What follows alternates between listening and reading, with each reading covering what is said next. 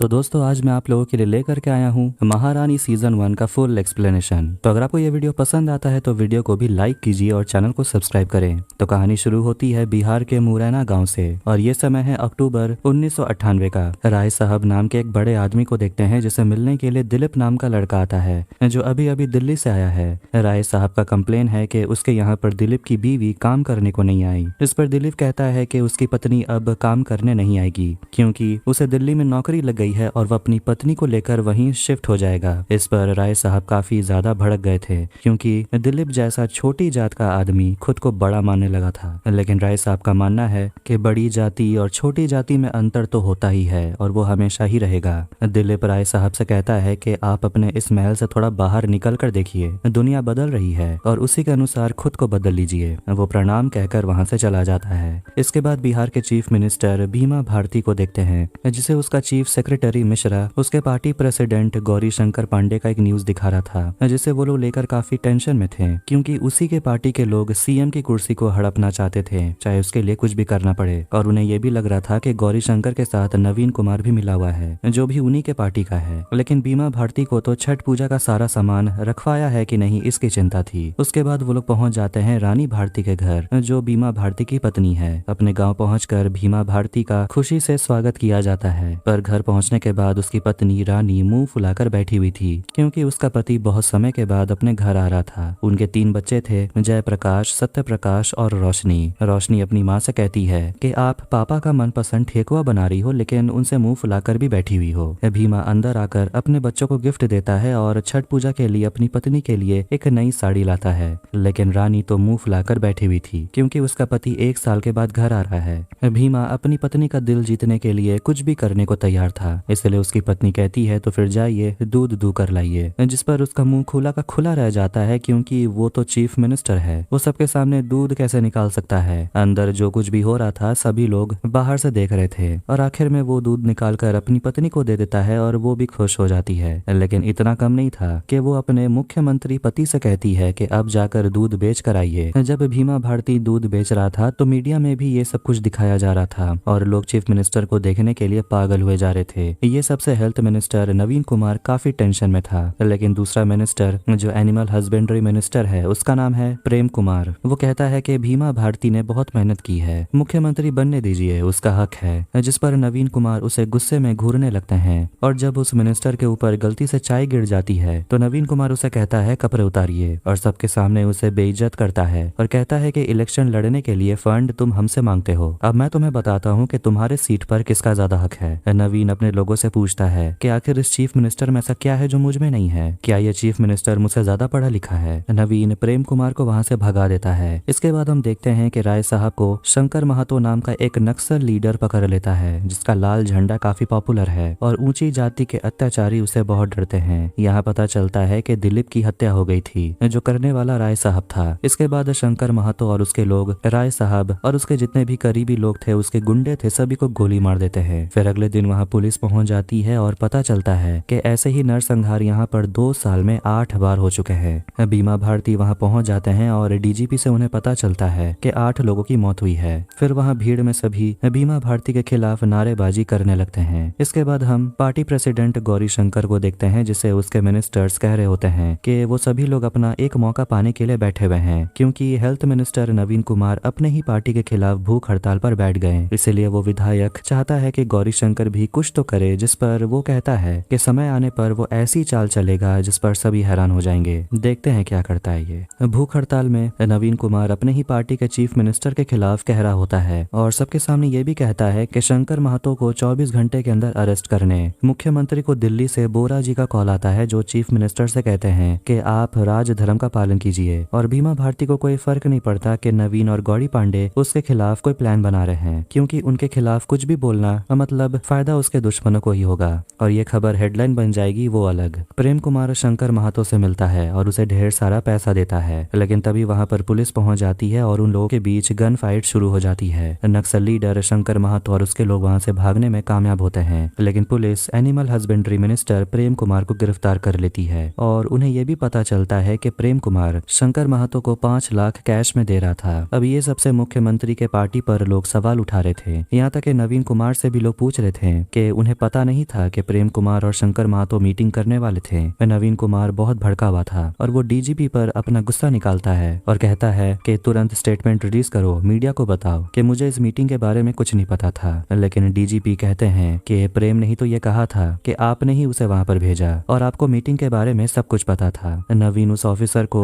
भीमा नायक का चमचा कहता है और डीजीपी उसे बस इतना ही कहते हैं कि आप भीमा भारती की जगह लेने का सपना छोड़ दीजिए, आप उनका कुछ नहीं कर पाएंगे। फिर अगले दिन छठ पूजा का दिन था और 2 हमलावर आकर भीमा भारती पर गोली चला देते हैं। रानी भारती जोर जोर से रोने लगती है और तुरंत भीमा भारती को हॉस्पिटल एडमिट कराया जाता है। इसके बाद हम कावेरी को देखते हैं जो मुख्यमंत्री की सेक्रेटरी है। उसे भी एक खबर मिलती है और वो सोच रही होती है कि हमलावर गोली चलाकर भाग कैसे निकले और पुलिस क्या कर रही थी। एसपी निशिकांत कहते हैं कि पुलिस को बलि का बकरा मत बनाइए, गलती तो सभी की तरफ से हुई है। मिश्रा जी गौतम से कहते हैं कि कुछ भी हो हमलावर को पकड़ कर लाइए वरना सबकी वर्दी जाएगी। रानी अपने बच्चों के साथ बैठी हुई थी। मिश्रा उसे बताने के लिए आता है कि आपके पति को बचाने के लिए 10-10 डॉक्टर लगे हुए हैं, वो ठीक हो जाएंगे। कावेरी बच्चों को लेकर घर चली जाती है। फिर वहाँ पर नाटक करने के लिए गौरी पांडे पहुंच जाता है और वो मिश्रा से पूछने लगता है कि तुम्हारे होते हुए ये सब कैसे हो गया। डॉक्टर मिश्रा जी से बात करते हैं और मिश्रा जी रानी को लेकर आईसीयू के अंदर आते हैं और रानी अपने पति को इस हालत में देखकर टूट जाती है। गौरी शंकर पांडे अंदर आता है और वो भीमा भारती को उठने के लिए बोलता है, जैसे कि बोलने से ही वो उठ जाएंगे। वो ये भी बताता है कि पार्टी ने एक दिन के लिए बिहार बंद का ऐलान किया है।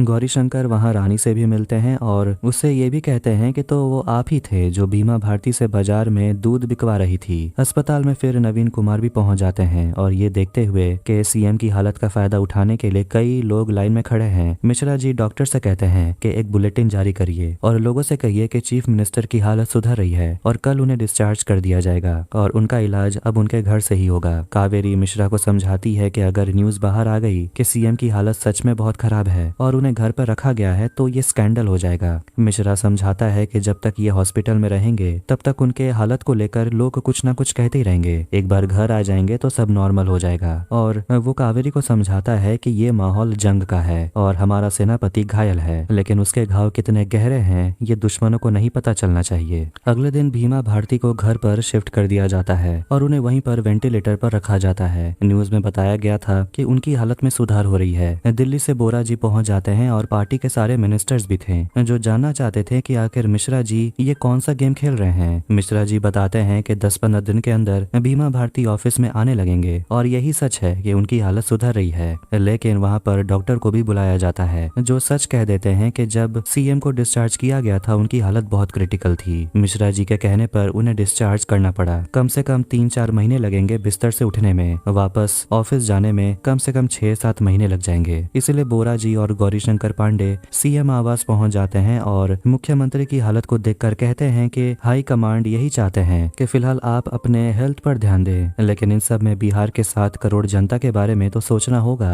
मिश्रा जी उन्हें कह देते हैं कि आप जो सीएम की हालत का हवाला देकर मौका ढूंढ रहे हैं, बिहार की जनता आपको कभी नहीं अपनाएगी। भीमा भारती मिश्रा के कानों में कुछ कहता है और मिश्रा उन दोनों से कहते हैं कि वो सीएम से रिजाइन देना चाहते हैं, लेकिन वो अपना उत्तराधिकारी खुद चुनेंगे क्योंकि यही तो परंपरा है। बोरा जी कहते हैं कि अगर भीमा भारती को ज्यादातर विधायकों का समर्थन मिल जाता है तो वो जरूर अपना उत्तराधिकारी चुन सकते हैं। वोटिंग शुरू होती है और नवीन 10 विधायक जो भीमा भारती के साथ हैं एक रात के अंदर उन्हें अपने साइड करने की कोशिश करता है। रात में भीमा भारती मिश्रा जी को कुछ ऐसा कहते हैं जिससे वो भी चौंक जाते हैं, लेकिन उन्हें ये प्लान पसंद आया। ये प्लान क्या है ये तो पता चलेगा। अगले दिन खाना बनाते वक्त रानी भारती को पता चलता है कि उसके पति ने चीफ मिनिस्टर के पोस्ट से रिजाइन दे दिया, जिससे वो काफी खुश हो जाती है क्योंकि अब दोनों एक साथ जो रह सकेंगे। वो बाहर आकर देखती है कि पार्टी के सभी मेंबर पहुंच चुके थे किसी मीटिंग के लिए। भीमा भारती को भी मीटिंग में लाया जाता है और वहां पर वोट का रिजल्ट अनाउंस करवाना था। प्रेम कुमार भी पहुंच गया था जिसे देखकर सभी लोग हैरान थे क्योंकि पुलिस ने उसे अरेस्ट कर लिया था। उस वोटिंग में नवीन कुमार आराम से जीत चुका था, लेकिन तभी गौरी शंकर पांडे अपना और अपने 8 विधायकों का वोट लेकर सीएम के तरफ हो जाता है और एक्स्ट्रा वोट मिलने के वजह से उत्तराधिकारी चुनने का जिम्मा भीमा भारती को ही मिलता है, जिससे नवीन काफी भड़क उठता है क्योंकि उसे लग रहा था उसके साथ धोखा हुआ है। जो उसके साथ हुआ है उससे उसका हक छीना गया है, लेकिन ये जो कुछ भी हो रहा था वो संविधान के नियम के मुताबिक ही हो रहा था, तो वो चाहकर भी कुछ नहीं कर सकता।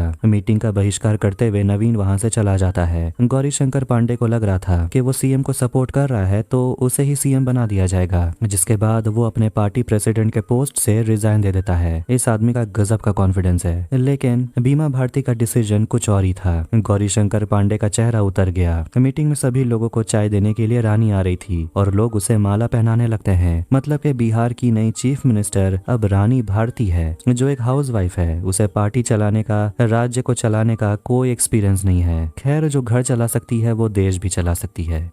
पटना के गवर्नर हाउस में गवर्नर कह रहे होते हैं कि जो हुआ वो सबके पीछे का मास्टरमाइंड तो बीमा भारती है। रानी भारती तो बस मुखौटा है। भीमा और मिश्रा सरकार चलाएंगे और देखते हैं कि शपथ ग्रहण में सभी लोग पहुंच जाते हैं और मिश्रा रानी से कहता है कि शपथ थोड़ा पढ़ लीजिए। लेकिन रानी कहती है कि मैं पढ़ लिख नहीं सकती। शपथ लेने से पहले रानी बहुत घबराई हुई थी। रानी जब शपथ लेती है तो सभी लोग रानी पर बहुत हंस रहे थे क्योंकि वो ठीक से बोल भी नहीं पा रही थी। इस बात को लेकर न्यूज़पेपर में भी बहुत मजाक उड़ाया गया था। अगले दिन रानी ये सब देखकर बहुत उदास थी और उसकी सेक्रेटरी कावेरी उसे कहती है तैयार हो जाने, सचिवालय जाने का समय हो गया। लेकिन रानी का मन नहीं था। कावेरी समझाती है कि अब आप मुख्यमंत्री हैं, हर दिन आपको सचिवालय जाना होगा। लेकिन रानी कहती है यहाँ पर इतने गाय भैंस बकरी है, उनका ख्याल कौन रखेगा। एक बार मेरा मजाक उड़ गया है, अब मैं नहीं जाऊंगी। वो दरवाजा बंद कर देती है। मिश्रा जी भी बहुत समझाने की कोशिश करते हैं लेकिन रानी जिद पकड़ के बैठी है कि वो नहीं जाएगी तो नहीं जाएगी। अब कोई ना रास्ता देखकर जबरदस्ती रानी को सचिवालय जाना पड़ता है और रास्ते में कावेरी रानी से कहती है कि थोड़ा बाल कंघी कर लीजिए। जैसे वो सचिवालय में मीटिंग के लिए पहुंचती है, सारे मिनिस्टर्स उसे गुलदस्ता देने लगते हैं। प्रेम कुमार कहता है कि आज चीफ मिनिस्टर ही बोलेंगी कि हम किस एजेंडा पर बात करें। लेकिन रानी बोलने लगती है कि एक शादीशुदा औरत को फूल देने में आप लोगों को शर्म नहीं आती। तभी उसकी बेटी रोशनी फोन करती है और रानी अपनी बेटी को समझाने लगती है कि भैंस का अच्छे से ख्याल रखना क्योंकि उसे डॉक्टर देखने के लिए आने वाले हैं। ये सब सुनकर मिश्रा कॉल रखने को बोलता है और मीडिया में लोग सवाल उठा रहे थे कि ऐसे अनपढ़ औरत को सीएम बना देना क्या सही डिसीजन था। जिस पर मिश्रा दिवाकर को कहते हैं कि चीफ मिनिस्टर को क्वालिफिकेशन से नहीं बल्कि उसके काम से जाना जाता है। अब नवीन कुमार ऑपोजिशन पार्टी से जुड़ जाता है। गौरीशंकर पांडे अपना फ्रस्ट्रेशन मिश्रा जी से जाहिर करता है कि वो पार्टी प्रेसिडेंट था, कम से कम सबके सामने उसकी रेस्पेक्ट रखनी चाहिए थी। और जब नवीन ऑपोजिशन से जुड़ गया है तो आप वापस से मेरे पास आ गए हैं मदद मांगने। मिश्रा को लगता है कि सीएम पे जो गोली चली है उसमें गौरीशंकर पांडे का भी हाथ है, लेकिन वो बात से मना कर देता है और कहता है उसे नहीं पता गोली किसने चलाई। अगले दिन फिर से रानी ऑफिस जाने में नखरा दिखा रही थी, इसलिए मिश्रा रानी को याद दिलाने के लिए उसे वापस बीमा भारती के कमरे में लेकर जाता है और याद दिलाता है कि आपके पति पर जानलेवा हमला हुआ और ये ठीक होने के लिए लड़ रहे हैं ताकि बिहार जिंदा रहे। गरीब और पिछड़ों की सरकार बनी है और इन्होंने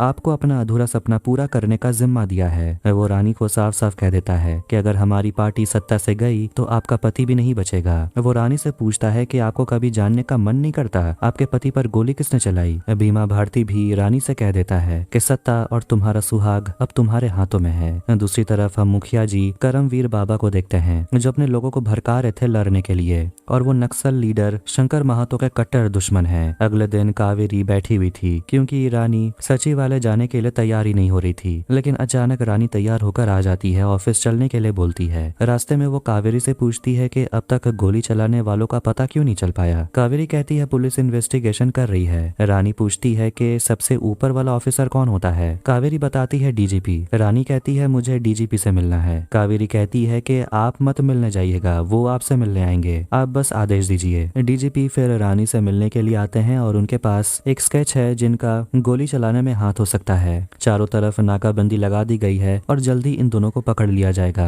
रानी कहती है कि 20 दिन हो गया और आप लोग अभी भी चित्रकारी करने में ही लगे हुए हैं। पुलिस अगले ही दिन उन दोनों शूटर को पकड़ लेती है। जो 20 दिन के अंदर नहीं हुआ वो एक दिन में हो गया और उन दोनों हमलावरों की लाश फिर नदी के किनारे मिलती है। पुलिस मीडिया को बताते हैं कि उन्होंने सेल्फ डिफेंस में उन हमलावरों को गोली मार दिया। डीजीपी वहां जब पहुंचते हैं तो वो इंस्पेक्टर से वो पूछते हैं कि आखिर इसके बारे में मुझे क्यों नहीं बताया, तुम्हें कैसे पता चला कि ये लोग यहीं पर थे। तो वो इंस्पेक्टर कहता है कि उसका एक मुखबिर है। डीजीपी कहते हैं मुखबिर है या मुखिया से तुम्हें पता चला, कितना पैसा मिला है तुम्हें उससे। डीजीपी पूछते हैं मुखिया कहाँ है बता दे, लेकिन वो इंस्पेक्टर कहता है कि भले ही आप मुझसे ऊपर रैंक में हैं, लेकिन जाति में हम आपसे ऊपर हैं। सरकार जरूर आपका है लेकिन सिस्टम हमारा है। डीजीपी उसे एक झापड़ लगा देता है और कहता है तेरा सिस्टम तो मैं उखाड़ फेंकूंगा। गवर्नर से मिलने के लिए नवीन पहुंच जाता है और एक कागज दिखाता है और कहता है कि साहेब और बीवी के खेल में बिहार की जनता भूल गई है कि असली लीडर होता कैसा है। वो बस लोगों के सामने रानी सरकार का सच लाना चाहता है।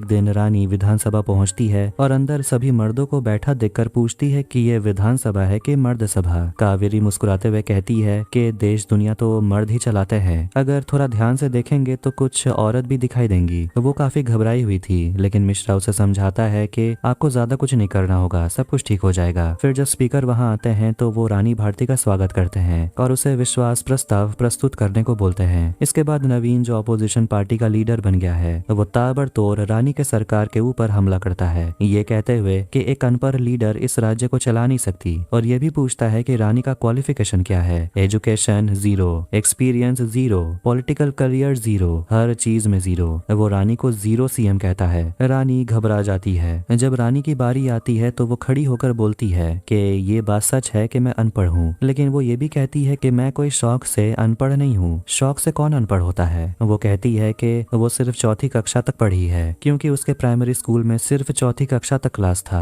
आगे का स्कूल हमारे दूसरे गांव में था, बीच में एक नदी पड़ता था और उसे पार करने का ब्रिज था ही नहीं। मिडिल स्कूल गांव में खुलने वाला था, लेकिन जमींदारों ने मना कर दिया, नहीं तो उनके खेतों में धान कौन काटता। वो कहती है कि अनपढ़ होना मेरा कोई शौक नहीं था, इसका अपराधी तो वो पढ़ा लिखा लोग है जो हमसे पहले कुर्सी पर बैठा हुआ था। वो नवीन से कहती है कि वो बिहार की हालत बहुत अच्छे तरीके से समझती है, क्योंकि वो उसी के बीच में पली बड़ी है, और नवीन सिर्फ इन प्रॉब्लम्स के बारे में बात ही कर सकता है और कुछ नहीं। नवीन को ऐसा मुंह तोड़ जवाब देने के बाद पार्टी के सभी लोग बहुत खुश थे, बीमा भारती भी। अगले दिन हम मुखिया के लोगों को देखते हैं जो एक गाँव में पहुंचते हैं और वहाँ पर शादी हो रही थी। मुखिया के लोग उन लोगों को मार डालते हैं और किसी को नहीं छोड़ते। अगले दिन उस गांव में रानी भारती पहुंच जाती है और औरतों को रोता हुआ देखकर उसे भी रहा नहीं जाता और वो भी उनके साथ रोने लगती है। वापस अपने ऑफिस जाकर सारे पुलिस ऑफिसर्स पर वो गुस्सा होती है, कहती है कि कभी सोचा नहीं था कि ये भी कुछ देखने को मिलेगा, लेकिन आप लोगों को तो लगता है कि इतनी सारी डेड बॉडीज देखने की आदत हो गई है। वो किसी से सॉरी नहीं सुनना चाहती। वो डीजीपी से कहती है कि आपके पास सिर्फ 13 दिन का समय है, मुखिया और उन लोगों को पकड़िए। फिर हम एक औरत को देखते हैं जो गाँव में बच्चों को पोलियो ड्रॉप पिला रही थी, और वो एक घर में घुसती है और कहती है कि आपके बच्चे को भी पोलियो ड्रॉप पिलाना था,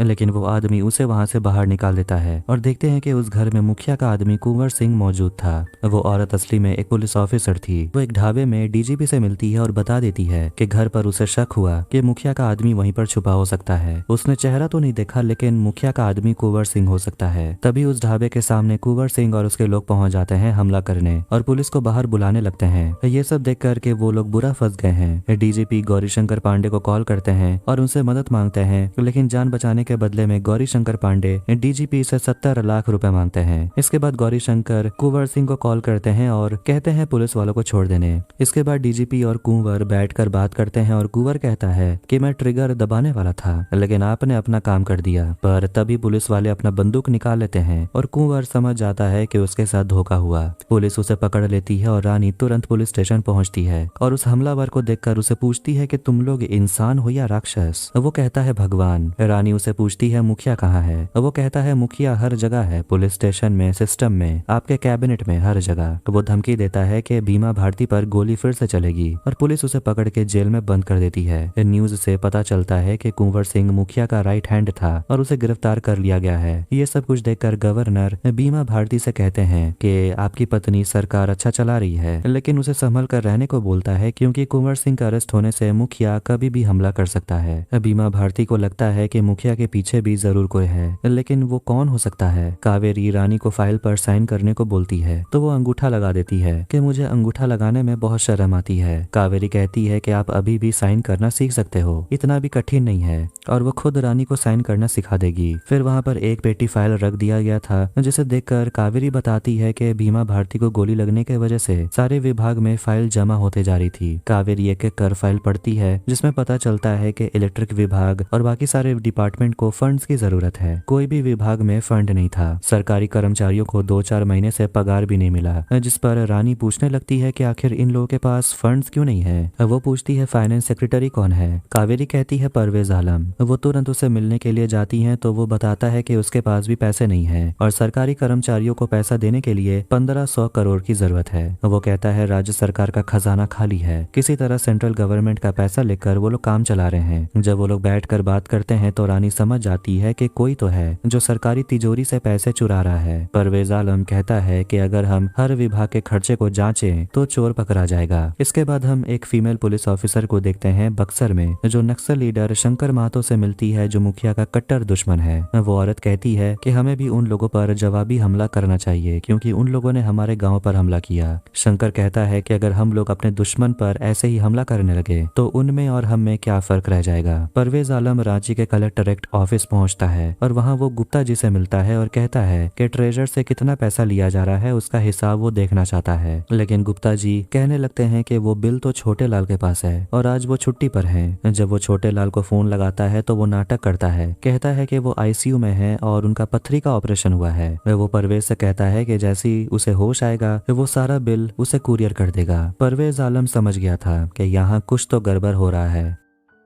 अब वही गुप्ता जी पहुंच जाते हैं गुरुजी के पास और अपनी प्रॉब्लम बताते हैं कि ट्रेजरी चेक करने के लिए कुछ लोग आए थे, अभी तो टाल दिया है लेकिन पूरे दिन के लिए नहीं रोक पाएंगे। आप किसी तरह उस परवेज आलम को दूसरे जगह ट्रांसफर करा दीजिए। बाबा जी उसे समझाते हैं कि अगर परवेज अपना काम सही तरीके से कर रहा है तो आपको तो उसकी मदद करनी चाहिए, लेकिन फिर भी वो गुप्ता जी से कहते हैं कि अपने और अपने साथियों को सचेत कर दो। परवेज आलम को पहले से ही शक था, इसीलिए वो आधी रात में ऑफिस पहुंच जाता है अपने साथी अंजनी के साथ। लेकिन कुछ समय के बाद अंजनी वहां से गायब हो जाता है और परवेज आलम पर कोई गोली चलाता है, लेकिन अंजनी उस हमलावर को पीछे से मारता है। इसके बाद दोनों वहां से निकल आते हैं। अगले दिन परवेज आलम अंजनी को बिल दिखाता है और कहता है कि सिर्फ 2 ही नंबर के बिल इशू हुए हैं, 49,999 और 19,999। इसीलिए परवेज को लग रहा था कि अंदर ही अंदर घोटाला हो रहा है। छोटे लाल इसके बारे में बता सकता है, इसलिए वो लोग तुरंत हॉस्पिटल पहुंच जाते हैं क्योंकि छोटे लाल का तो पथरी का ऑपरेशन हुआ था। अंदर में नाटक की तैयारी चल रही थी क्योंकि छोटे लाल को कोई प्रॉब्लम है ही नहीं, इसीलिए नाटक तो करना पड़ेगा। जब परवेज आलम आईसीयू के बाहर पहुंचता है तो वो देखता है कि छोटे लाल की हालत बहुत खराब है और अंदर एक आदमी बंदूक लिए खड़ा था। भीमा भारती के घर पर सारे मिनिस्टर्स पहुंच गए थे क्योंकि उनको अलग अलग विभाग सौंपा जा रहा था। रानी अपने पति को खाना खिलाने के लिए आती है और पूछती है कि रेलवे किसे मिलेगा, जिस पर सभी हंसने लगते हैं और कहते हैं वो तो सेंट्रल गवर्नमेंट का होता है, लेकिन फिर भी देखा जाए तो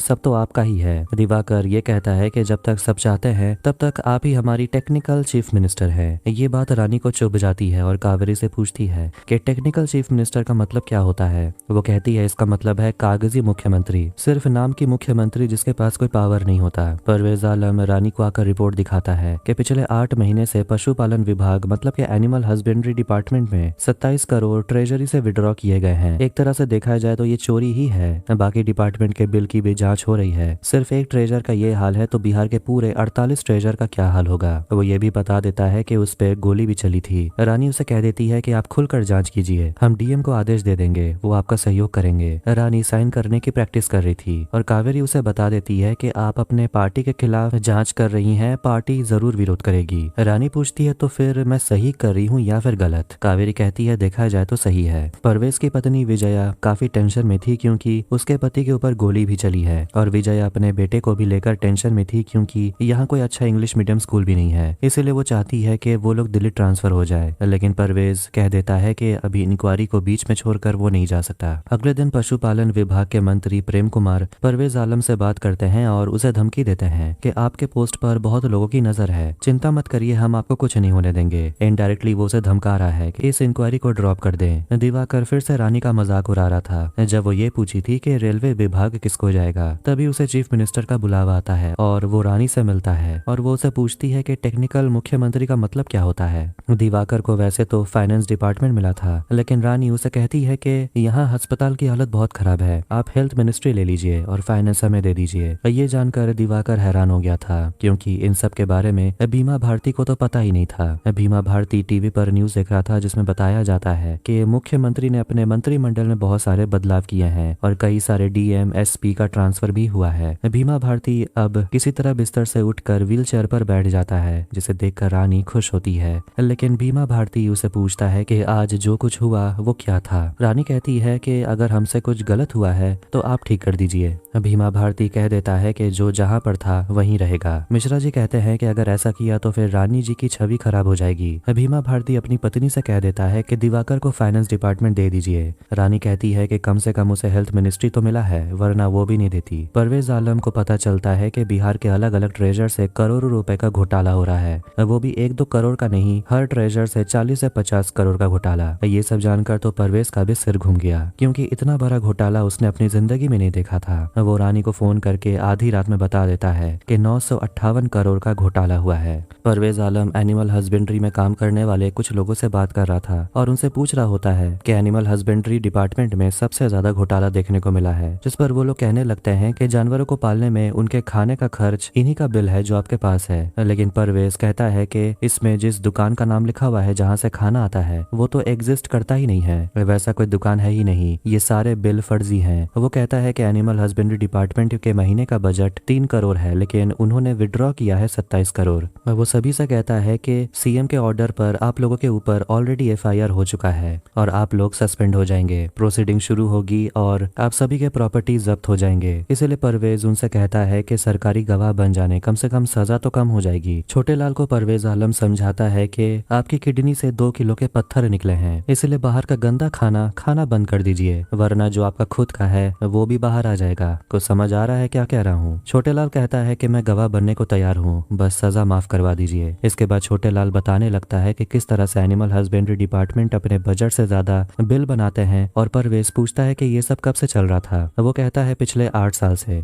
अभी सिर्फ एक ट्रेजर से नहीं बल्कि बिहार के सारे 48 ट्रेजर से वीसी फूड नाम के नकली दुकान से नकली बिल बनाए जाते हैं और वो लेकर आते थे एनिमल हस्बेंड्री मिनिस्टर के हेड क्लर्क रमन जी। दूसरी तरफ हम animal husbandry minister Prem Kumar को देखते हैं जो इरिगेशन डिपार्टमेंट की मिनिस्टर ख्याति के साथ मस्ती कर रहा था, लेकिन वो इरिगेशन डिपार्टमेंट से खुश नहीं थी। वो कोई बड़ा कैबिनेट चाहती थी। वो प्रेम से पूछती है कि आप शंकर महतो से मिलने क्यों गए थे उतना सारा पैसा लेकर। तभी वहाँ पर प्रेम से मिलने के लिए मुख्यमंत्री रानी पहुंच जाती है और वो साफ साफ प्रेम को बता देती है कि आपके विभाग से 958 करोड़ की चोरी देखी गई है। प्रेम नाटक करने लगता है कि जरूर डिपार्टमेंट के अंदर से ही कोई होगा, मैं सबको सस्पेंड करवा दूंगा। रानी कहती है कि जिसको सस्पेंड करना था उन्हें करके मैं यहाँ आई हूँ। प्रेम ये सब सुनकर खुश होने का नाटक करता है और झूठ कहने लगता है कि मैं सभी ऑफिसर्स पर इंक्वायरी बैठाऊंगा। रानी कहती है कि आप मेरे लिए एक काम करिएगा। वो कहता है आपके लिए और बीमा भारती के लिए तो जान भी हाजिर है। रानी कहती है आप अपने पद से रिजाइन दे दीजिए या फिर बिहार के जनता को उनका पैसा लौटा दीजिए। प्रेम रानी से कहता है कि आप इस बारे में बीमा भारती से बात कर लीजिए। रानी कहती है कि उनसे पूछकर मैं सरकार नहीं चलाऊंगी। प्रेम कहता है कि अगर आपको लगता है कि आप सरकार चला रही हैं तो ये आपकी गलतफहमी है। रानी कह देती है कि कल तक आपका इस्तीफा मेरे टेबल पर होना चाहिए। प्रेम कुमार याद दिलाता है कि उसी ने नवीन के खिलाफ वोट किया था, तभी ये सरकार बनी है। प्रेम के बिना ये सरकार ढह जाएगी। अगले दिन गवर्नर अपना जन्मदिन मना रहे थे, तभी उनसे मिलने के लिए वही ऑफिसर्स आ जाते हैं जिनको रानी ने सस्पेंड कर दिया क्योंकि वो सभी घोटाले में शामिल थे।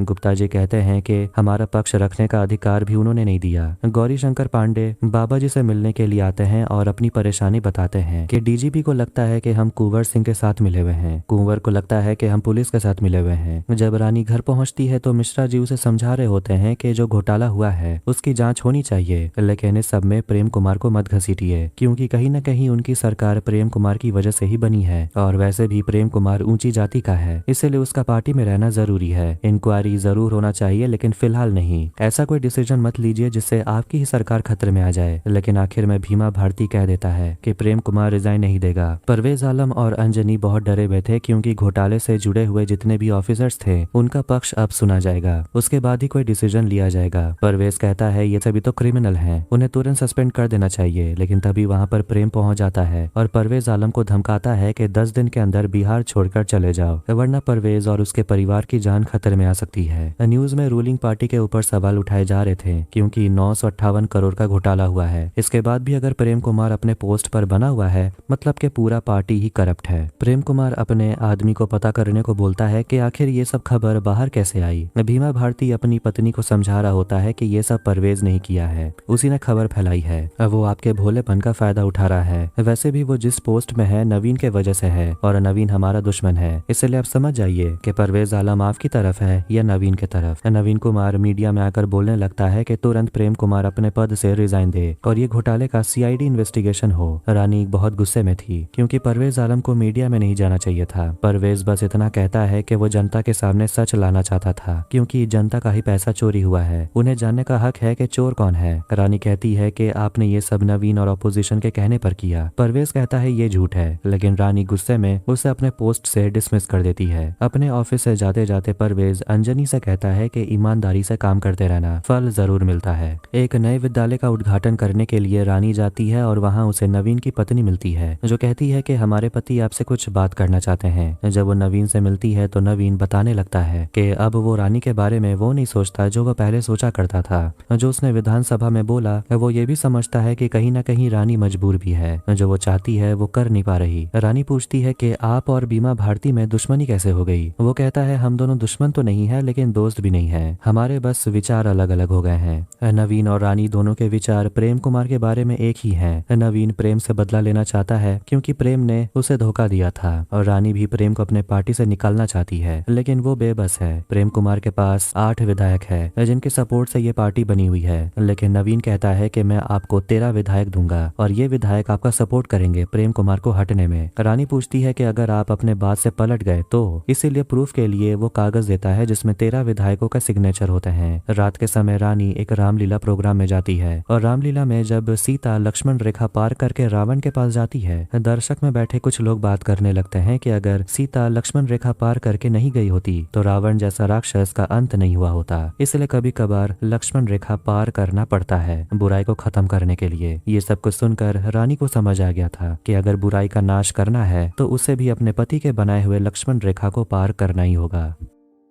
गांव में मुखिया डांस प्रोग्राम का मजा ले रहे थे और वहां वही female officer Ranjana sub inspector को कॉल करके बता देती है कि मुखिया इस गांव में है, उसकी पूरी टीम यही है और उसे बैकअप की जरूरत होगी। सब इंस्पेक्टर कहते हैं कि सामने के पुलिस स्टेशन से मैं बात करता हूं और बैकअप भिजवाता हूं। अब 1 घंटा हो जाता है लेकिन कोई बैकअप नहीं आता, इसीलिए शंकर महातो को वो कॉल लगाती है, लेकिन शंकर महातो कहते हैं कि आपको इंतजार करना चाहिए, मुखिया को मारने के लिए हम आ रहे हैं। लेकिन वो ऑफिसर और ज्यादा इंतजार नहीं करना चाहती क्योंकि ये मौका बार बार नहीं मिलेगा, इसलिए वो अपनी टीम को लेकर तुरंत भीड़ के अंदर चली जाती है और उनके और मुखिया के लोगों के बीच फायरिंग हो जाती है। जैसे ही शंकर महातो अपने लोगों के साथ वहां पहुंचता है, उसे वहां पर पुलिस ऑफिसर रंजना की डेड बॉडी मिलती है। अगले दिन रानी मीडिया के सामने सीधा सीधी बोल देती है कि प्रेम कुमार ने जनता का पैसा खाया है, वो भी 958 करोड़। इससे मीडिया हैरान हो जाती है। बाकी लोग भी हैरान थे क्योंकि उन्हें लग रहा था कि रानी ऐसा कुछ नहीं करेगी। ये सब कुछ देखकर प्रेम कुमार भी बहुत गुस्से में था, लेकिन बीमा भारती वादा करता है कि वो कोई रास्ता जरूर निकालेगा। आज से नए साल की शुरुआत हुई थी और अब प्रेम कुमार को वो संक्रांति में दही चूरा खाने के लिए इनवाइट करता है और वादा करता है कि कुछ ही महीने में सब लोग भूल जाएंगे। बाबा जी कहते हैं कि आगे जो होने वाला है वो मैं साफ साफ देख पा रहा हूँ और वो गौरी से कहता है कि तुम्हारे पश्चाताप करने का समय आ गया, तुम्हें पटना जाना होगा। संक्रांति के दिन गौरी शंकर प्रेम से मिलने के लिए जाता है और कहता है कि तुम्हारा तो फिलहाल विकेट डाउन है। प्रेम कहता है कि बीमा भारती ने वादा किया है मंत्रिमंडल में जगह जरूर दिलाएंगे। गौरी उसे समझा देता है कि रानी अब बीमा के बस में नहीं है, तुम्हारे ऊपर सीआईडी इन्वेस्टिगेशन करेगी, तुम बर्बाद हो जाओगे। संक्रांति में मुख्यमंत्री आवास में प्रोग्राम रखा जाता है, लेकिन प्रेम ने जैसा वादा किया था वो नहीं आता। उसका फोन भी स्विच ऑफ आ रहा था, इसलिए बीमा भारती थोड़ा टेंशन में आ जाता है। सोचने लगता है कि उसकी पत्नी ने बहुत बड़ा गोलमाल कर दिया। रानी आती है अपने पति को दही चूरा खिलाने, कहती है कम से कम आज के दिन हमसे मुंह मत फुलाइए, लेकिन वो अभी भी अपनी पत्नी से काफी नाराज था। लेकिन मीडिया के सामने सब कुछ परफेक्ट दिखाने का वो लोग ढोंग करते हैं। गौरी शंकर प्रेम कुमार को लेकर जाता है नवीन से मिलने और नवीन प्रेम को देखकर आग बबूला हो जाता है क्योंकि उसी के वजह से वो सीएम नहीं बन पाया। वो चप्पल से उसे मारने लगता है और अपना सारा भड़ास निकालता है। गौरी शंकर नवीन को समझाता है कि आप गुस्सा थूक दीजिए। अब ये खबर न्यूज में भी आती है कि प्रेम कुमार अपने 9 विधायक के साथ मिलकर नवीन के साथ हो चुके हैं। ये सब देखकर बीमा भारती उसका तो होश ही उड़ गया था कि उसी के लोग अब उसके ऑपोजिशन बन गए हैं। बाकी के पार्टी के मेंबर्स कह रहे होते हैं कि ये सब कुछ रानी के वजह से हो रहा है। एक मेंबर कहता है कि हमें एक पार्टी कमेटी बनानी चाहिए, रानी जो भी फैसला करती है एक बार हमसे डिस्कस करना चाहिए। रानी गुस्से में नवीन से मिलती है क्योंकि उसे लगा था कि नवीन और वो एक साथ मिलकर प्रेम को बर्बाद कर सकते हैं, लेकिन नवीन ने तो प्रेम को अपने अंडर ही रख लिया। नवीन ने साफ तौर पर रानी को धोखा दिया है। रानी ने नवीन पर भरोसा किया था। रानी अपने पति से माफी मांगती है कि उसे नहीं पता था कि उसके इस कदम के वजह से पार्टी खतरे में आ जाएगी। भीमा कहता है कि समझ नहीं आता कि हमें ज्यादा नुकसान किसने पहुंचाया है, गोली मारने वाला या फिर तुम। अंजनी परवेज आलम से मिलता है और परवेज आलम अभी भी घोटाले की जांच करना बंद नहीं करता। वो लगा हुआ है और उसे एक बैंक से पता चला है कि वीसी फूड नाम के फेक दुकान का जो फेक बिल बनाया गया था, उन्हें उस दुकान का एड्रेस मिला है। वो लोग उस दुकान तक पहुंचते हैं, लेकिन ये तो एक कच्चा मकान था। अंदर जाने पर उन्हें विमला देवी नाम की एक औरत मिलती है और उस फेक बिल के हिसाब से ये औरत वीसी फूड्स की मालकिन है, लेकिन ये तो दिमागी तौर पर ठीक थी ही नहीं, उसकी याददाश्त जा चुकी थी। बेटा कहता है कि आप फिजूल अपना वक्त बर्बाद कर रहे हैं। बिमला देवी कुछ बड़बड़ाने लगती है और कहती है कि साहब ने अंगूठा लगाने को कहा था तो मैंने लगा दिया। ये सब सुनकर परवेज आलम समझ आता है कि भीमा भारती भी इन सब में शामिल था। डीजीपी कुंवर सिंह को जलेबी खिलाकर उसका मुंह खुलवाना चाहते हैं। कुंवर सिंह कहता है कि चाहे कुछ भी कर लीजिए, मेरा मुंह नहीं खुलेगा। डीजीपी कहने लगते हैं कि आज तक मैंने बहुत सारे अच्छे काम किए हैं, लेकिन कभी सेटिस्फेक्शन नहीं मिला। ये मेरा आखिरी साल है, फिर मैं रिटायर हो जाऊंगा, इसलिए एक काम ऐसा करना चाहता हूँ जिससे मेरे दिल को शांति मिले। वो कुंवर से कहता है कि कुछ ऐसा बताइए जो कोई ना जानता हो। ये बताइए कि भीमा भारती पर गोली चलाने के पीछे कौन कौन शामिल था, क्योंकि मुखिया तो सिर्फ निहत्थे लोगों पर गोली चलाने की आदत है, मुख्यमंत्री जैसे लोगों पर हमला करने की उसे हिम्मत ही नहीं है। कुंवर सिंह बस हंसते ही जा रहा था। ये देखकर डीजीपी उसे एक जोरदार तमाचा मारता है। फिर वो वहाँ पर कुंवर सिंह के परिवार को लेकर आता है। कुंवर से कहता है कि इंस्पेक्टर रंजना की मौत के बाद शंकर महातो खुला सांड की तरह तुम लोगों को ढूंढ रहा है। मुखिया तुम्हारे परिवार के ऊपर 5 लाख का इनाम है, भला इसी में है कि अब सच बता दे। डीजीपी तुरंत रानी को कॉल करता है और उसे बता देता है कि मुख्यमंत्री पर गोली चलाने के लिए मुखिया के लोगों को मुकुंद बिहारी शर्मा ने कहा था। अब ये कौन है ये बाद में पता चलेगा। तभी रानी देखती है कि भीमा भारती छड़ी लेकर खुद से व्हीलचेयर पर बैठ जाता है, जिसे देखकर रानी सच में बहुत खुश होती है। वो उसे बाहर लेकर जाती है घुमाने के लिए और बैठकर रानी बताती है कि आपको कुछ बताना था। वो कह देती है कि आप पर गोली चलाने वाला मुकुंद बिहारी शर्मा था और ये कोई और नहीं बल्कि बाबा जी हैं। फिर हम सब इंस्पेक्टर को देखते हैं जिसके जमीन पर लाल झंडा लगा हुआ था, मतलब कि शंकर महातो का झंडा। और उस सब इंस्पेक्टर ने रंजना की मदद नहीं की थी, जो बैकअप का इंतजार कर रही थी, और वो मारी गई। शंकर उसे पूछता है कि मुखिया का पता बता दे तो तेरी जान और तेरी जमीन दोनों बख्श देंगे। वो इंस्पेक्टर अपना अकड़ दिखाता है और शंकर महातो उसे मार देता है और रंजना की मौत का बदला लेता है। अगले दिन भीमा भारती खुद राजभवन जाते हैं और ये सब कुछ न्यूज चैनल पर दिखाया जा रहा था कि उनकी हेल्थ अब इम्प्रूव हो रही है। रानी को लगने लगा था कि अब वो समय दूर नहीं जब उसे इस कुर्सी से हटा दिया जाएगा। भीमा भारती गवर्नर से मिलता है और उसे पूछता है कि आप बाबा जी से मिलते हैं कि नहीं। गवर्नर कहता है कि 1 साल हो गया, मिलना नहीं हुआ। भीमा भारती पूछ लेता है कि आपने हम पर गोली क्यों चलवाई। गवर्नर कहता है क्योंकि तुम अपनी औकात भूल रहे थे। वो भीमा से कह देता है लगता नहीं है कि तुम्हारी सरकार बचेगी। भीमा उसे धमकाता है कि बाहर मीडिया खड़ी है और वो उन लोगों को जाकर बता सकता है कि गवर्नर ने उस पर गोली चलाई। रानी डीजीपी से पूछती है कि बाबा को गिरफ्तार करने में इतना समय क्यों लग रहा है। डीजीपी समझाते हैं करोड़ लोग बाबा को फॉलो करते हैं, अगर ऐसा किया तो भगदड़ मच जाएगी। रानी ऑर्डर देती है कि बाबा जी को गिरफ्तार करना है और इस ऑर्डर में रानी अपना सिग्नेचर करती है, जिसे देखकर डीजीपी हैरान हो जाते हैं। भीमा भारती सचिवालय पहुंच जाते हैं और लोगों का प्यार भीमा भारती के प्रति थोड़ा भी कम नहीं हुआ था। रानी अपने पति के लिए चाय बनाती है। रानी बताती है कि वो बाबा को गिरफ्तार करने का ऑर्डर दे चुकी है, लेकिन भीमा अपनी पत्नी के ऊपर और गुस्सा होने लगता है क्योंकि वो बिना सोचे समझे कदम उठा रही है। वो तुरंत डीजीपी को कॉल करता है और बाबा को गिरफ्तार करने से मना कर देता है। पार्टी मीटिंग बुलाई जाती है जहां मिश्रा जी सभी से कहते हैं कि अब से मुख्यमंत्री का कार्यभार भीमा भारती संभालेंगे।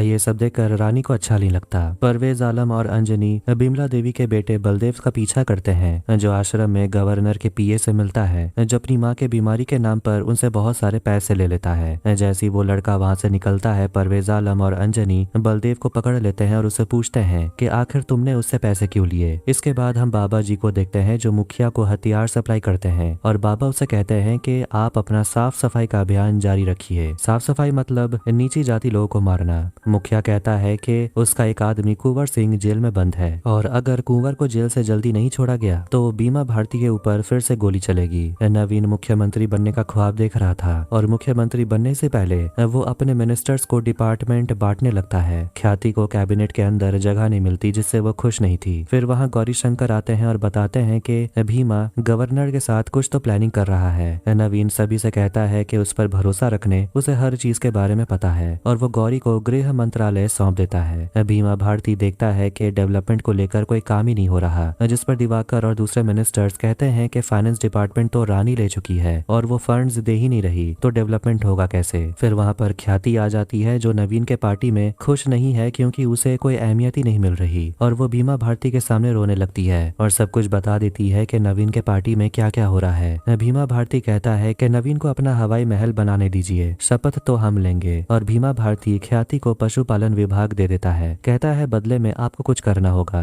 वो बहुत खुश हो जाती है। कावेरी अपने बारे में रानी को बता रही होती है कि वो 24 साल की उम्र में IAS ऑफिसर बन गई थी। दूर दूर से लोग उसे देखने आते थे कि आखिर एक फीमेल ऑफिसर कैसी होती है। कावेरी रानी से कहती है कि ऐसे राज्य में जहाँ फीमेल कलेक्टर मुश्किल से देखने को मिलती है, वहाँ आप पहली फीमेल चीफ मिनिस्टर बनी है और आपने मुख्यमंत्री की पत्नी की तरह नहीं बल्कि एक सच्ची मुख्यमंत्री की तरह आपने काम किया है। और यही बात उन लोगों को बुरी लगी और ये तो हो ही नहीं सकता कि आप कुछ अच्छा करिए और किसी को बुरा ना लगे। कावेरी को सच में रानी के ऊपर बहुत गर्व है। रानी उसे पूछती है कि अगर मैं कल मुख्यमंत्री नहीं रही तो तुम मेरी दोस्त तो रहोगी? कावेरी कहती है हमेशा रहूंगी। कावेरी को परवेज आलम का फोन आता है जो बाबा जी के बारे में कुछ बताना चाहता है। रानी पहले ही परवेज से गुस्सा थी, लेकिन वो उसे मिलने जाती है और परवेज की बीवी रानी को समझाती है कि भले ही परवेज अच्छा हस्बैंड ना हो, अच्छा बाप ना हो, लेकिन उसके ईमानदारी पर शक मत करिए, आपसे ही कोई भूल हुई होगी। परवेज आलम रानी को बता देता है कि उसने अपनी जांच जारी रखी और उसे पता चला कि दाना घोटाले के पीछे सिर्फ बाबा ही नहीं बल्कि उनका भी कोई बॉस है जो कोई और नहीं बल्कि गवर्नर है। रानी और कावेरी हैरान थे। परवेज बताने लगता है कि वो बाबा के आश्रम गया था और वहाँ उसने गवर्नर के असिस्टेंट को देखा एक लड़के को पैसे देते हुए ताकि वो अपना मुंह बंद रखे। उस लड़के से पूछताछ करने पर पता चला वो बिमला देवी का बेटा है। बिमला देवी दाना घोटाले का जो सबसे बड़ा फर्जी सप्लायर है VC फूड्स, उसकी मालकिन है। बिमला देवी 15 साल से गवर्नर के यहाँ पर कुकिंग का काम करती थी। उसी ने अनपढ़ विमला से 8 साल पहले कुछ कागज पर अंगूठा लगवा लिया और उसी के नाम से ये फर्जी कंपनी VC फूड्स खोली गई, जिससे पशुपालन विभाग में करोड़ों रुपए का घोटाला होता रहा सालों से।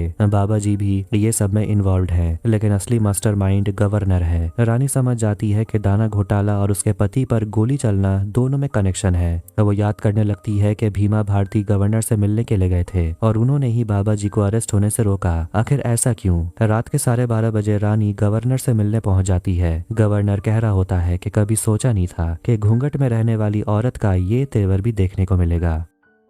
अब बताया जाता है कि कैसे रूलिंग पार्टी में ही घमासान छिड़ा हुआ था कि चीफ मिनिस्टर कौन बनेगा, भीमा भारती या फिर नवीन बाबू। गवर्नर से मिलने के लिए एक निर्दलीय लीडर वीरेंद्र ठाकुर आता है। वो फिलहाल राहत कार्य में जुटा हुआ है क्योंकि बाढ़ आपदा का समय चल रहा है। गवर्नर उसे कहते हैं पटना पर फोकस करो। उसे समझ आ गया था कि उसका अच्छा समय आने वाला है। ये समय था 1995 का और पार्टी ऑफिस में मिश्रा चाहते हैं कि भीमा भारती मुख्यमंत्री बने क्योंकि वो पिछड़ी जाति का है। अगर ऐसा हो गया तो उन्हें आने वाले समय में पिछड़े लोगों का वोट मिलता रहेगा। लेकिन बोरा जी उन्हें कहते हैं कि गवर्नर नवीन का मौसा है और नवीन का मुख्यमंत्री बनना जरूरी है क्योंकि हमें गवर्नर का भी साथ चाहिए। गवर्नर नवीन के लिए बहुत खुश थे क्योंकि वो कल मुख्यमंत्री बन जाएगा, क्योंकि गवर्नर ने नवीन के लिए निर्दलीय लोगों का भी साथ मांगा है। लेकिन बदले में नवीन कहता है कि उनको कैबिनेट में मैं जगह नहीं दे पाऊंगा। ये सबसे गवर्नर थोड़े नाराज थे। वहाँ चाय देने के लिए बिमला देवी आती है। गवर्नर से मिलने भीमा भारती भी पहुंच जाता है और नवीन उसे कहता है कि फैसला तो पहले ही हो चुका है, स्वीकार कर लो, अच्छा होगा। भीमा भारती गवर्नर से बात करता है और उन्हें मनाने की कोशिश करता है कि गवर्नर उसका साथ दे, कल उसे मुख्यमंत्री बनाए। वो ये भी कहता है कि वो हमेशा से जानता था कि वीरेंद्र के ऊपर गवर्नर का हाथ है, इसलिए वीरेंद्र कितना भी करप्ट क्यों ना हो, पिछले सरकार में भी भीमा भारती ने इस बात को लेकर कभी कुछ नहीं कहा क्योंकि वो गवर्नर के खिलाफ नहीं जाना चाहता था। भीमा भारती जो कुछ भी चाहता है वो गवर्नर को मंजूर है, लेकिन वो ये कहता है कि वीरेंद्र को तुम्हारे सरकार में पशुपालन विभाग मिलना चाहिए और उस विभाग को तुम इंटरफेयर नहीं करोगे।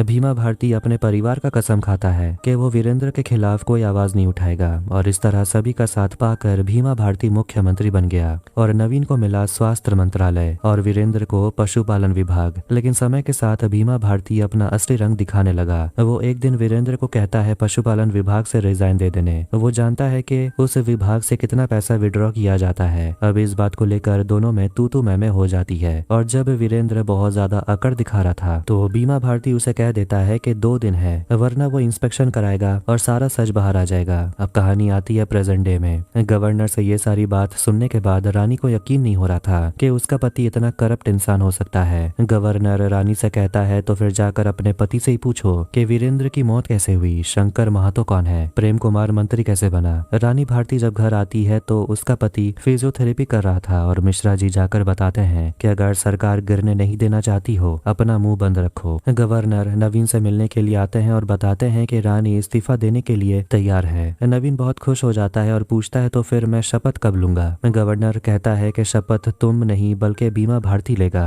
गवर्नर उसका मौसा है इसीलिए वो उसे समझाता है कि तुम थोड़ा लेट से समझते हो, अभी भी समय है, बीमा भारती को रोक लो। अगर वो जीत गया तो उसे समर्थन मिल जाएगा और फिर उसे कुर्सी से कोई नहीं हटा पाएगा। सिर्फ एक इंसान है जो तुम्हारी मदद कर सकता है। और नवीन पहुंच जाता है प्रेम कुमार से मिलने और उसे कहता है मीडिया में जाकर कुछ ऐसा कहने जिससे बीमा भारती का पॉलिटिकल करियर खतरे में आ जाए। लेकिन प्रेम डरता है कहीं उसकी हालत वीरेंद्र की तरह ना हो जाए और उसे मार दिया जाए। नवीन उसे पूछता है तो तुम हमारे साथ कर क्या रहे हो, कुछ तो करना पड़ेगा। प्रेम पूछता है कि पिछले बार की तरह गवर्नर आपके साइड से हट तो नहीं जाएंगे। नवीन को पूरा भरोसा है कि गवर्नर 100% इस बार उसी के साथ है। मिश्रा एक गोडाउन में आते हैं जहां इलीगल तरीके से पैसों को भरा जा रहा था और वो बीमा भारती से कहता है कि कल आप शपथ ग्रहण करिएगा, चाहे इसके लिए कुछ लोगों को करोड़ों रुपए खिलाने पड़े वो भी करेंगे। तभी वहां पर ED joint director Arvind Sinha पहुंच जाते हैं और मिश्रा को अरेस्ट कर लेते हैं मनी लॉन्ड्रिंग, अवैध लेन देन और आय से ज्यादा संपत्ति रखने की वजह से। ये सब देखकर गवर्नर बहुत खुश थे और बीमा भारती कहता है रानी अब इस्तीफा देगी और हम बनेंगे लीडर, पार्टी मीटिंग बुलाइए। लेकिन दिवाकर समझाता है कि फिलहाल आपका मुख्यमंत्री बनना सही नहीं है क्योंकि माहौल अभी ठीक नहीं है। रानी को ही विधानसभा में विश्वास मत का सामना करने दीजिए। बाकी लोग भी इस बात से सहमत थे।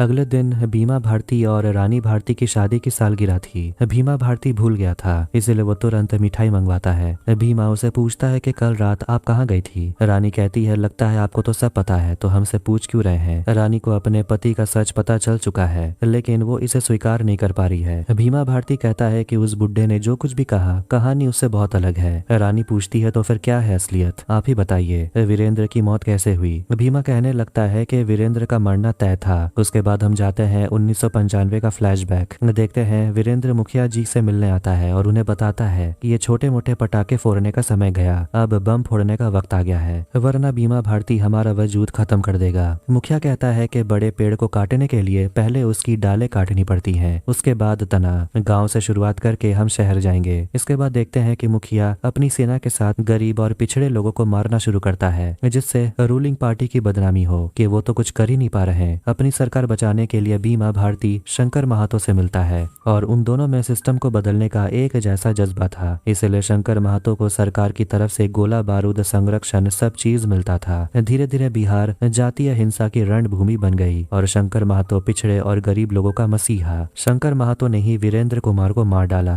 इसके बाद बाबा जी बीमा भारती और गवर्नर के साथ बैठकर बातें कर रहे थे और उन्हें अब वीरेंद्र के जगह कोई और चाहिए था और वहां पर प्रेम कुमार को बुलाया जाता है। गवर्नर बीमा भारती जो करने वाला है उस पर फुल सपोर्ट था। ये सब सुनकर रानी पूछ रही होती है कि आखिर ये कैसा सरकार चलाना हुआ, कुर्सी के लिए समझौता करना, हथियारों के साथ हाथ मिलाना, इसकी कीमत पूरा राज्य चुका रहा है। लेकिन भीमा कहने लगता है कि बिहार में पहली बार पिछड़ों की सरकार बनी है। क्या हुआ अगर ये राज्य स्वर्ग नहीं है, कम से कम उन पिछड़ों लोगों को आवाज तो मिली है। लेकिन इस बात को रानी समझ नहीं रही, इसलिए भीमा भारती अपने पत्नी को गवार कहता है और अपनी पत्नी से कहता है कि आखिरी बार एक काम करिए, इस्तीफा दे दीजिए। लेकिन रानी मना कर देती है। रानी अपनी बेटी रोशनी के साथ अपने शादी के तस्वीरों को देख रही थी और अपनी बेटी को उन दिनों के बारे में बता रही थी और कहती है कि शादी के तीसरे दिन जब तुम्हारे पापा ने हमें पहली बार देखा तो वो तो हमें देखते ही रह गए, लेकिन वो अपने काम को लेकर महीनों भर घर नहीं आते थे। विधानसभा में सभी लोग रानी से इस्तीफा मांग रहे थे। भीमा भारती रानी से कहता है सिचुएशन संभाल ले,